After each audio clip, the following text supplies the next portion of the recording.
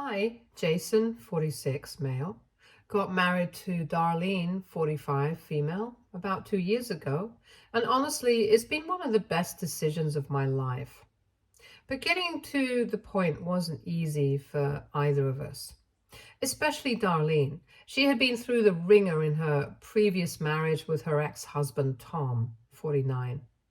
They were together for over 15 years, and it was 15 years too long, if you ask me. Tom was a real piece of work. He was the textbook definition of a toxic and emotionally abusive husband. I could tell from the way Darlene would talk about her past that Tom really did a number on her. She's the sweetest woman, but you could see the scars he left on her, even if they weren't physical. One of the first things she told me about him was how he used to belittle her in front of others. There was this one instance where they were at a dinner party with friends and Darlene was sharing a story about something that happened at work. Tom interrupted her in the middle of the story, laughing, and said, "Oh, Darlene is so important at her job. If she didn't show up, no one would ever get their coffee." Can you imagine how humiliating that must have been for her? And of course, he played it off as a joke. But it was clear to everyone that it was meant to hurt. Darlene told me she wanted to disappear right then and there. But the worst part was how he controlled every aspect of her life. He was always paranoid and would accuse her of cheating whenever she talked to another man, even if it was just the cashier at the grocery store. He'd demand to know who she was calling and where she was going at all times. If she was even a few minutes late coming home, he'd berate her with questions and make her feel guilty as if she was out doing something wrong. There was this one time when her car broke down on the way home from work, and she called him to let him know that she'd be late. Instead of offering help or concern, he accused her of lying. And let me tell you, the gaslighting was next level. Darlene would confront him about his behavior and he'd twist it around so that she felt like she was the one in the wrong. He'd say things like, "You're too sensitive," or "You're imagining things." There was this one time when she caught him having lunch with another woman, and when she confronted him, he told her that she was paranoid and insecure, even though the evidence was right there. He somehow convinced her that she was overreacting and she ended up apologizing to him. Can you believe that? I think one of the most heartbreaking things she told me was how he'd make her feel worthless whenever she tried to leave. Darlene is a strong woman and she has tried several times to break free from him. But Tom would tear her down, saying things like, "You'll never find anyone better than me," or "No one else will want you after all these years." He had her so convinced that she didn't deserve better and that she stayed over for 15 years believing his lies. I met Darlene when she was still married to Tom. We were both part of this local walking club, and honestly, that's where it all started. We'd see each other regularly on these walks, and over time, we just kind of clicked. She was so easy to talk to, one of those people who make you feel comfortable right away. It wasn't long before our friendship grew into something really meaningful for both of us. We'd chat about everything during those walks, from our favorite movies to more personal stuff like our families and the struggles we'd been through. But of course, Tom didn't like that one bit. He had this intense jealousy that was pretty obvious from the get-go. At first, I didn't really understand why Darlene would go quiet for days at a time. She'd suddenly stop responding to my texts or wouldn't show up to our walking group meetings. I was confused and honestly a bit hurt. But I figured she had her reasons. Eventually, she told me that Tom had a problem with our friendship. He'd get furious whenever he found out we'd been talking or that she'd been out walking with the group, especially if I was there. He accused her of having feelings for me, which at that point she didn't. We were genuinely just friends, but in Tom's twisted mind, any man who showed her attention was a threat. There was this one time I remember clearly. Darlene and I had just finished a walk and we stopped by a cafe to grab a coffee. It was all innocent. We were just chatting about how nice the weather was and making small talk. But apparently, someone Tom knew saw us and mentioned it to him later. The next thing I know, Darlene's disappeared off the face of the earth for nearly a month. When she finally resurfaced, she told me that Tom had gone off the rails, accusing her of cheating and demanding that she stop talking to me altogether. He even went as far as to take her car keys. To him, the fact that we enjoyed each other's company was enough to set him off. What really got to me was how she'd apologize every time she pulled away. She'd say things like, "I'm sorry, Jason. I just can't handle the drama at home right now." It was clear that she was trying to avoid conflict, but it broke my heart to see her so trapped. I tried to reassure her, telling her that I'd be there whenever she was ready to come back and that there was no pressure. But it was obvious that the situation with Tom was eating her alive. The more I learned about Tom and his behavior, the more protective I felt over Darlene. She didn't deserve any of it. She was always so kind and considerate, going out of her way to make sure everyone else was okay, even when she was dealing with so much. I think that's what made it all the more painful to see her pulled away from things she loved because of Tom's insecurities and control issues. Eventually, after one too many of these incidents, Darlene started to open up more about what life was really like with Tom. She told me about the constant accusations, the belittling comments, and how he'd twist everything to make her feel like she was the one in the wrong. It became clear that this wasn't just about me. Tom was a toxic presence in every aspect of her life. He'd isolate her from friends, criticize her looks, her cooking, her job, everything. He was slowly chipping away at her self-esteem, making her feel like she couldn't do anything right. Leaving Tom was the hardest thing Darlene had ever had to do. After 15 years of putting up with his controlling and abusive behavior, she'd finally reached her breaking point, and somehow the straw that broke the camel's back was something as simple as oversalting the food. It was just one of those days where nothing seemed to go right. Darlene had been rushing to get dinner on the table after a long day, and she accidentally added too much salt to the dish. It wasn't even that bad, honestly. But Tom lost it. He started yelling at her, calling her names, making her feel like she was the worst wife in the world. But this time, something inside Darlene just clicked. She didn't argue back, didn't try to defend herself like she usually did. She just sat there quietly, taking it all in. And I think that's when she realized she couldn't do it anymore. The next day, while Tom was at work, she packed her things and left. She didn't know where else to go, so she came to me for help. And when she showed up at my door, she looked exhausted, like she hadn't slept in weeks. I didn't hesitate for a second. I took her in, no questions asked. The next few months were really tough as she went through the divorce process. I've never seen anyone so worn down by life. Darlene was a shell of herself, but she was also determined. She knew she deserved better, even if it was hard for her to see it sometimes.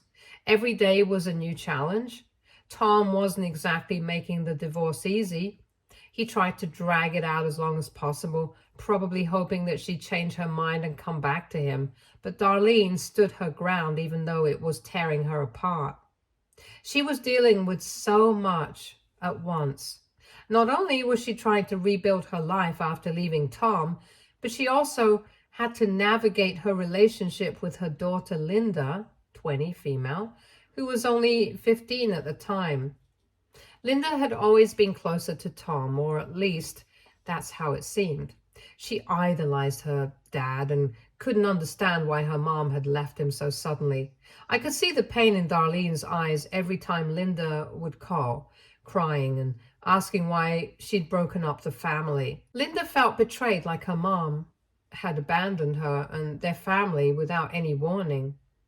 I remember one night Darlene was sitting at my kitchen table, her phone in hand, tears streaming down her face. She had just gotten off the plane with Linda, who had once again begged her to come back home. Linda didn't know the full extent of what had been going on between her parents. How could she? Tom had been careful to keep up appearances in front of her.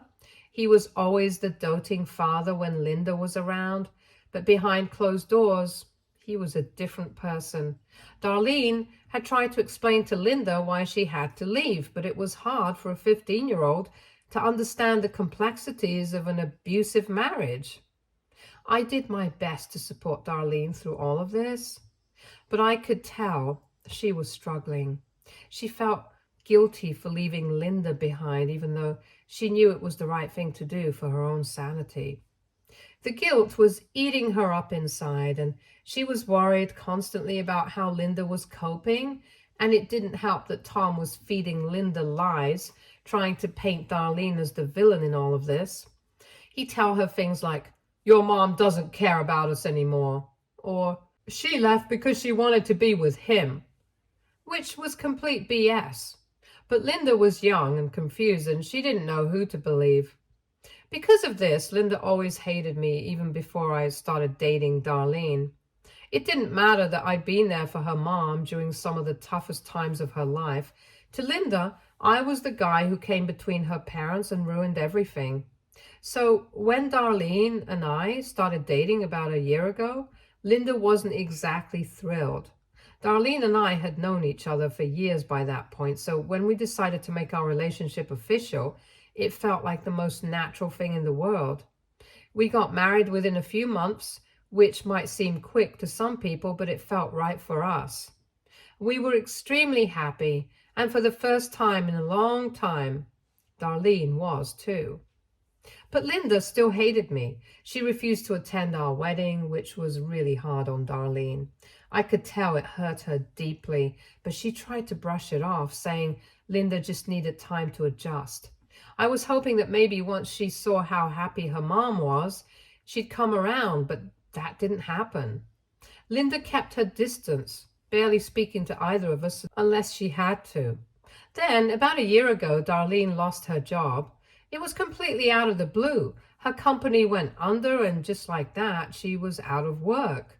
Darlene's income had been a big help, especially since she'd been helping Linda out with her rent. But with no job, she couldn't afford to keep doing that, and Linda had no choice but to move in with us.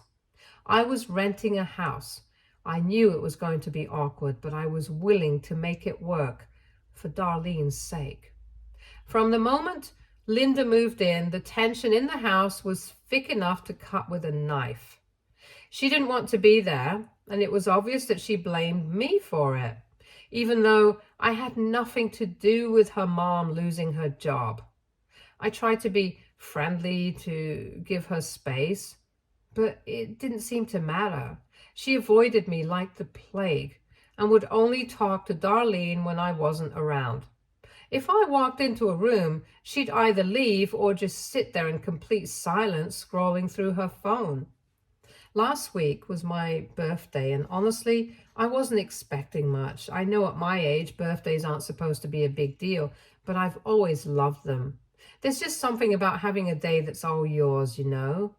I don't need anything fancy. A small celebration with the people I care about is more than enough. So I was actually looking forward to it, even if it was just going to be a quiet evening with Darlene, neighbors, and friends from all over the town. I wasn't expecting anything from Linda, to be honest. Given how things had been between us, I figured she'd either ignore the day completely or just stay out of sight until it was over. But after I cut the cake and was sitting around with Darlene and two of my closest friends, Linda walked into the room. She had this look on her face that I couldn't quite read, something between determined and distant, and she was holding a small card. I'll admit I was caught off guard for a split second. I thought maybe this was a turning point, that maybe, just maybe, Linda was ready to put the past behind us and try to start fresh. So when she handed me the card, I was genuinely surprised. Darlene looked just as shocked as I felt, and there was this moment of hope that maybe things were finally starting to change. I smiled at Linda, trying to convey how much the gesture meant to me, and I could see Darlene's eyes light up with cautious optimism. It felt like a big deal, like maybe we were finally getting somewhere. But then I opened the card. My heart dropped the moment I read the words inside. Instead of a message of goodwill or even just a simple happy birthday, the card said, "I hate you for marrying my son, and I hope you—" I couldn't believe it. I just stared at the words, my mind struggling to process what I was seeing. It felt like a punch to the gut, like all the progress I thought we might have been making was just an illusion. I was heartbroken. I didn't know what to say or do. The room fell into this awkward, tense silence. My parents, who had been laughing and chatting just moments before, looked completely uncomfortable. And Darlene, she was just devastated. I could see the pain in her eyes as she realized how much Linda's words had hurt me. She reached out to take the card from my hands, as if hoping that by taking it away, she could somehow erase the damage it had done. I went to my room, shut the door, and didn't come out for the entire evening. I just couldn't face anyone after what had happened. I felt humiliated in front of the people I loved, especially on what was supposed to be a happy day. As I sat there alone, the reality of the situation hit me hard. Linda's words kept playing over and over in my mind, and I realized that I couldn't keep living like this. The constant tension, the disrespect, it was too much. After everyone left, I went to Darlene. I was still shaken, but I knew I had to do something. I told her that I couldn't take this disrespect anymore and that it was time for Linda to move on. I didn't want her living in our home if she couldn't at least try to be civil. It wasn't an easy conversation to have, and I could see the pain in Darlene's eyes as I spoke. But to my surprise, she agreed with me. She knew things couldn't continue the way they were, and as much as it hurt her, she understood where I was coming from. The same evening, we sat Linda down to tell her that she had a month to find a new place and move out. She was confused at first, like she didn't understand why we were doing this, but then the reality of it sunk in, and she exploded. She yelled at Darlene, accusing her of being a horrible mother and of choosing me over her own daughter. It was brutal. Linda was in tears, and Darlene looked like she was about to break down herself. But we both knew this was the right decision, no matter how painful it was. But that wasn't the end of it. We live in a small town, and as these things often do, the story about what happened at my birthday spread like wildfire. I don't know who started it, but soon enough, everyone knew about the card Linda gave me and the fallout from it. It was like a ripple effect. Everywhere Linda went, people seemed to know what had happened. The folks in our town aren't exactly the best at keeping their opinions to themselves, so Linda started getting a lot of side eye and judgmental looks. It wasn't long before this started to affect her work. Linda works at a local diner, and tips are a big part of her income. She used to do pretty well, but after the story spread, she started getting less and less. Customers who used to chat with her and leave generous tips began to avoid her, and when they did tip, it was barely anything. I think people were shunning her, silently judging her for what she'd done. In a way, it felt like they were taking my side, even though I hadn't wanted it to go this far. Yesterday, I was sitting in the living room, minding my own business and watching some TV, when Linda came in. I wasn't expecting much, honestly. I was just trying to get through the day without any more drama. But then she surprised me. She came right up to me and, with this serious look on her face, apologized. She said she was really sorry for everything she had done, especially that awful card on my birthday. Linda admitted that she had been out of line and that she realized how much her actions had hurt me. It was like a different person was standing in front of me, not the angry, resentful girl I'd been dealing with for so long. She told me she was scared that the way things were going, she'd end up alone and broke if she didn't fix things with me. Hearing that from her was like a punch to the gut. For a moment, I just sat there trying to process what she was saying. Part of me wanted to forgive her right then and there, to just let go of all the hurt and start fresh. But then another part of me remembered everything that had happened, how she'd treated me, how she'd made Darlene and me feel like we were constantly walking on eggshells in our own home. So I told her that it was too late. I told her that I'd reached the end of my rope and that I couldn't keep going through this cycle of hope and disappointment. I tried to keep my voice steady, but I think she could hear how tired I was, how drained this whole situation had left me. Linda didn't say much after that. She just nodded, looking like she was about to cry, and walked out of the room. After she left, I just sat there feeling, well, I'm not even sure what I was feeling. Part of me felt relieved, like maybe I'd finally put my foot down and taken a stand for myself. But another part of me felt guilty, like maybe I should have been more open to giving her another chance. I mean, she did apologize, and I could tell she was being sincere. But at the same time, how many times have I tried to be the bigger person only to have it blow up in my face?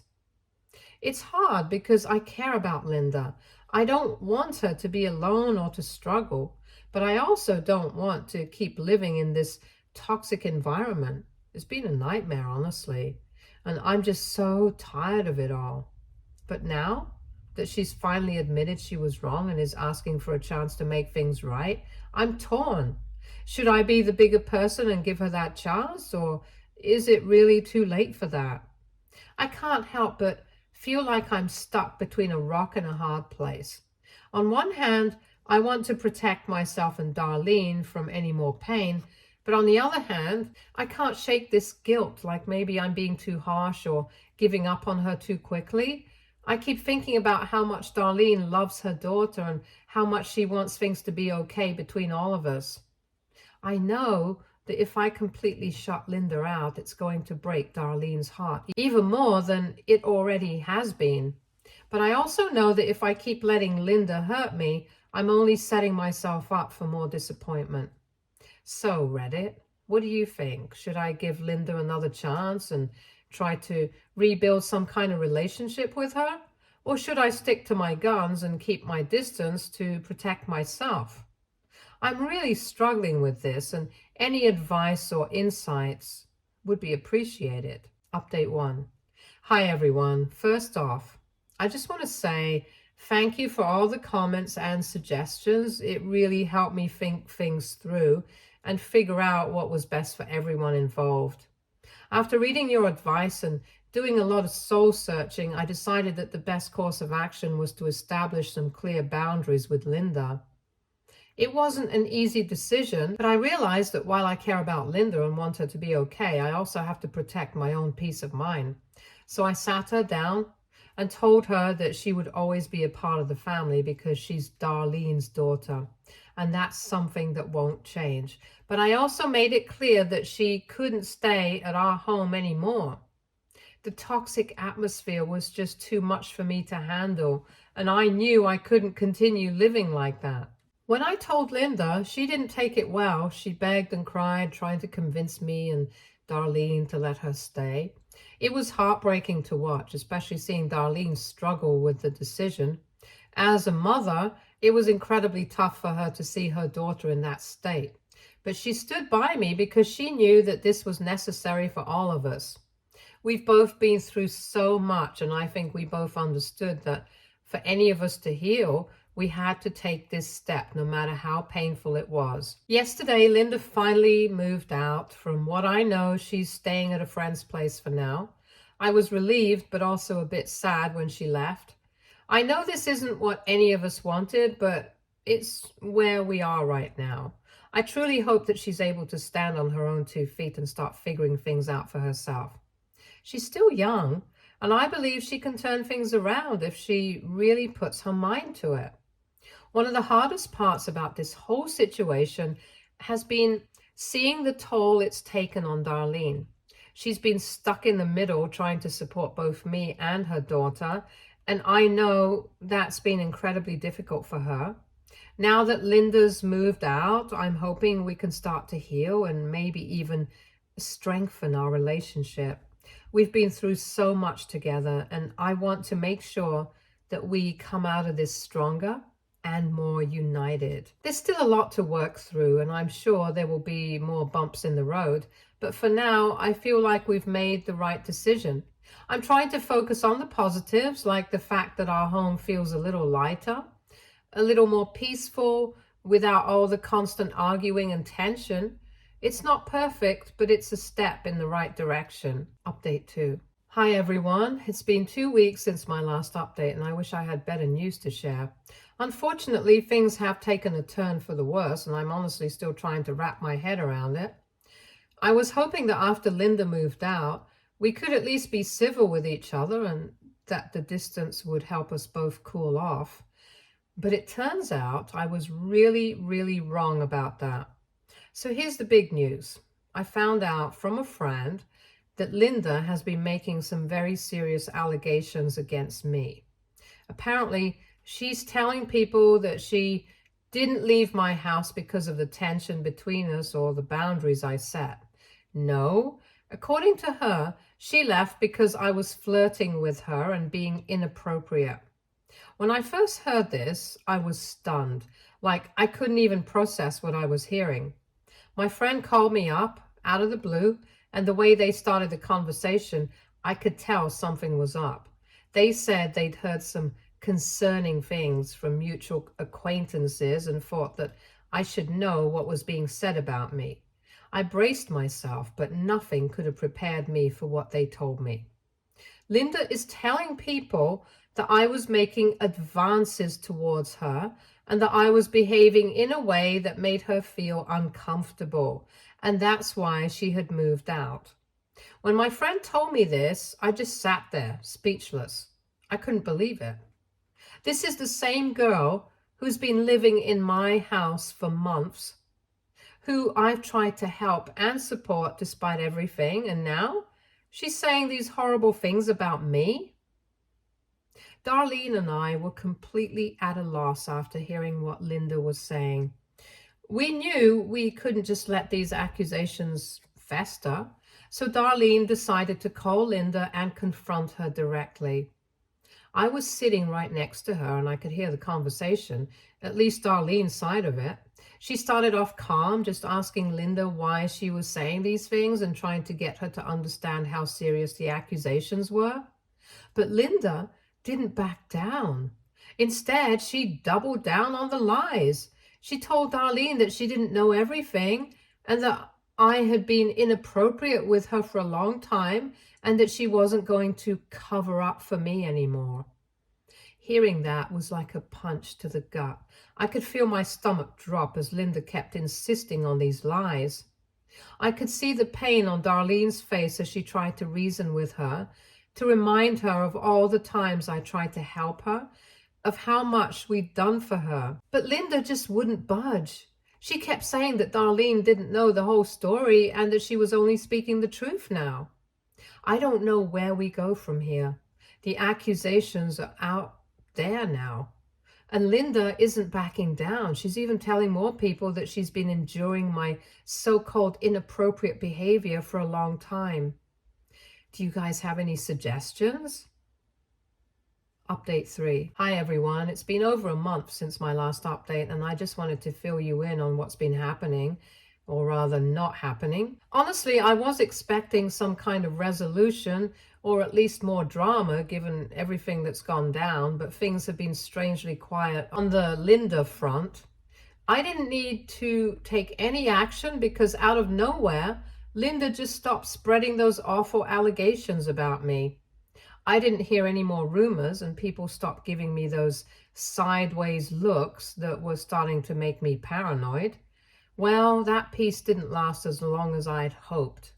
Yesterday, I found out why Linda had a sudden change of heart, and let me tell you, it threw me for a loop. Turns out, The reason Linda stopped spreading those lies wasn't because she had a change of heart or decided to do the right thing. Nope. It was because Darlene agreed to pay her rent for a whole year to keep her quiet. I asked Darlene why she'd do something like this without even discussing it with me first.